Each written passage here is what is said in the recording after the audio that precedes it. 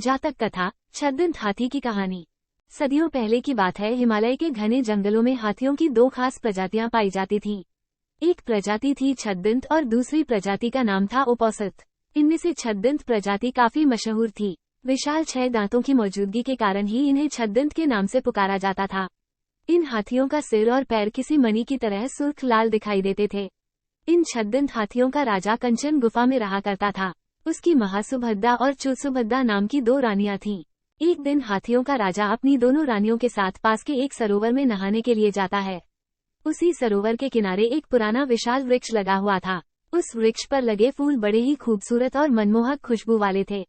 गजराज ने खेल खेल में अपनी सूंड से उस वृक्ष की एक डाल को कसकर हिलाया।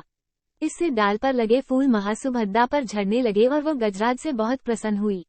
वहीं वृक्ष की सूखी डाल पुराना होने के कारण गजराज की सूंड का जोर झेल न सकी और टूटकर फूल समेत गजराज की दूसरी रानी चुलसुभद्दा के ऊपर जा गिरी। हालांकि ये घटना संयोगवश घटी, लेकिन इसे चुलसुभद्दा ने अपना अपमान माना और उसी वक्त गजराज के निवास को छोड़कर कहीं दूर चली गई। जब गजराज को इस बात का पता चला तो उसने चुलसुभद्दा को बहुत ढूंढा, लेकिन वह कहीं नहीं मिली। कुछ समय बाद चुलसुभद्दा की मौत हुई और मरने के बाद वह मद्र राज्य की राजकुमारी के रूप में पैदा हुई। युवा होने पर उसकी वाराणसी के राजा से शादी हुई और वो वाराणसी की पटरानी बनी। पुनर्जन्म के बाद भी वो छद्दंतराज द्वारा भूलवश हुए उस अपमान को भूली नहीं और उसका बदला लेने का सोचती रही। एक दिन मौका पाकर उसके वाराणसी के राजा को छद्दंतराज के दांत हासिल करने के लिए उकसाया।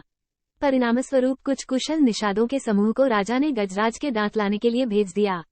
गजराज के दांत लाने के लिए रवाना हुई टोली का नेता था सोनूत्तर। सोनूत्तर करीब 7 साल का सफर तय करके गजराज के निवास पर पहुंचा। उसने गजराज को पकड़ने के लिए और अपना शिकार बनाने के लिए उसके निवास से कुछ दूरी पर एक बड़ा गड्ढा बनाया। गड्ढे को छिपाने के लिए उसने उसे पत्तियों और छोटी लकड़ियों से ढक दिया और खुद झाड़ियों में छिप गया।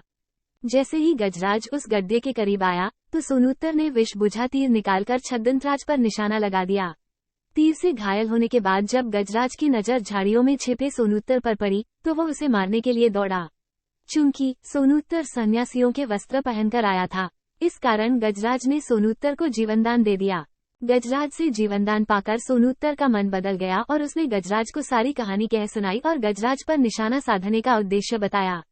जीवनदान मिलने के कारण सोनूत्तर गजराज के दांत नहीं काट सकता था, इसलिए छद्दंतराज ने मृत्यु से पहले खुद ही अपने दांत तोड़ गजराज के दांत पाकर सोनूत्तर वाराणसी लौट आया और गजराज के दांत रानी के समक्ष रख दिए।